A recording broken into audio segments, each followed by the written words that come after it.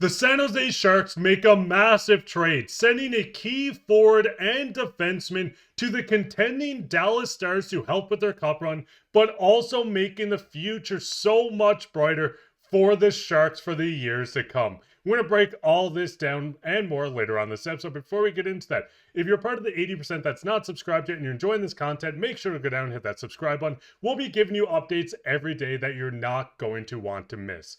But all that, Darius, we got to hop straight into this trade today, where we did see the Dallas Stars acquire Granlund and Cody Ceci from the San Jose Sharks. In return, the San Jose Sharks got a 2025 first-round pick from the Dallas Stars, a conditional fourth-round pick that can be upgraded to a third-round pick if Dallas advances to the 2025 Stanley Cup final. Now, looking at this, Darius, what was your initial thoughts seeing this trade? Because I honestly think this trade is perfect for both teams. Yeah, I think that this is a trade that you knew was going to happen on the San Jose Sharks side, right? Like they were probably going to move off of Granlund.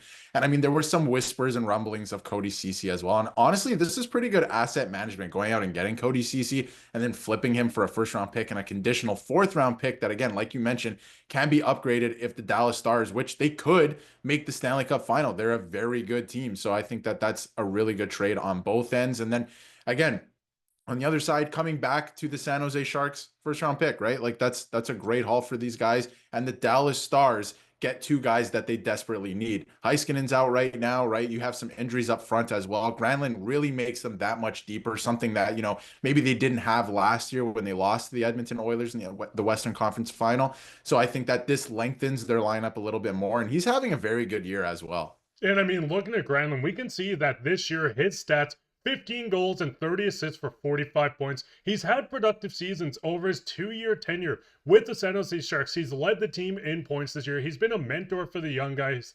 This is the perfect ad for the Dallas Stars, and getting a first-round pick from the Sharks side, or getting the first to the Sharks, is huge. As we did see, Mike Grier said he didn't want to go out and just get picks for no reason. A first-round pick made it so much more enticing. The biggest thing with Granlund, he is on the last year of his contract, a $5 million cap hit. But looking at this, this is perfect for both teams. As I said, a first-round pick to bring in a guy like Granlund to this roster. You also get a first-round pick just for trading him. But looking at this, do you think he could slide in as maybe just immediately a second-line center on Dallas?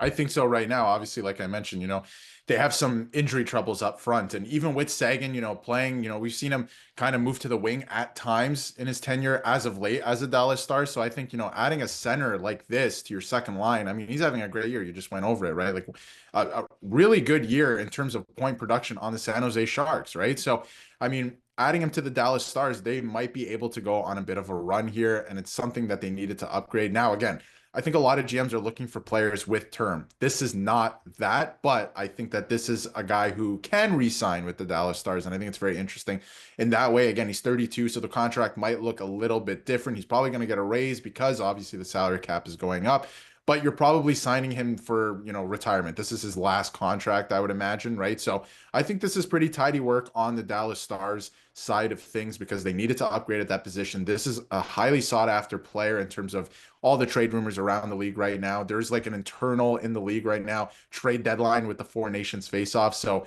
Dallas gets their guy. Not only that, for San Jose to move off of them early so they wouldn't get, stuck with them, I think is pretty tidy work from Mike Grier as well to get that first round pick and obviously the conditional pick as well. And it seems like Mike Grier and even Kyle Dubas yesterday has really set the market on these UFAs. I mean, we've seen Marcus Pettersson get traded yesterday for a first. We've seen Granlund moved, but then we also seen Cody Ceci, who is having a good year. If we take a look at his stats as well, 4 goals, 11 assists for 15 points. The biggest thing with Cody Ceci is we've seen the reports coming out that he wanted to join a contending team. The biggest thing with Ceci, he's not going to be a top pairing defenseman, which he was playing with the Sharks. But the thing is, you are getting more assets coming back for a piece that was either going to walk in free agency or someone that you might have moved at draft night just to get the rights to another team and not got as much. The biggest thing when you're looking at the trade, this seems like a 4th-round pick for Cody Ceci unless the Stars do make the finals. This upgrades to a third. Ceci is on the last year of his deal as well, $3.25 million. The biggest thing with Ceci, I think he's a perfect fit for any contending team, maybe on the second or third period. I don't know how you feel about that, Darius, but I do think the return is pretty good for the Sharks as well.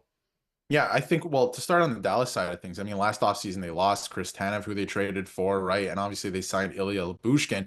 But I think Cody Ceci is a good option there as well. I mean, he has that experience of going to the Stanley Cup final last year with the Edmonton Oilers. And again, didn't get into every single game along the way, but still a guy who has that experience. He is a UFA. So again, that's something that they're going to have to look at, but they can re-sign him if they want in the offseason to kind of bolster that right side because they have lost a lot of, punching power on the defense core on the right side, at least over the last couple of years. And then on the San Jose Sharks side of things, again, tidy work from Mike Grier, right? You get a couple draft picks and these are two guys that might have walked in free agency anyway, right? Or maybe even the Sharks would want them to walk in free agency so they can kind of usher in this new era of younger players that they have. I think that was the plan anyway. So to move them out this early for a haul like that is really tidy asset management, I think, from Mike Grier. Again, acquiring Cody Ceci last year and then, or last offseason, I should say, and then obviously flipping him now. I think it's great work from Mike Grier. And I mean, looking at the Sharks, they have a few guys coming up. Thompson just joined this lineup. Muka Madula is a guy that's waiting and eagerly trying to get back in the Sharks lineup.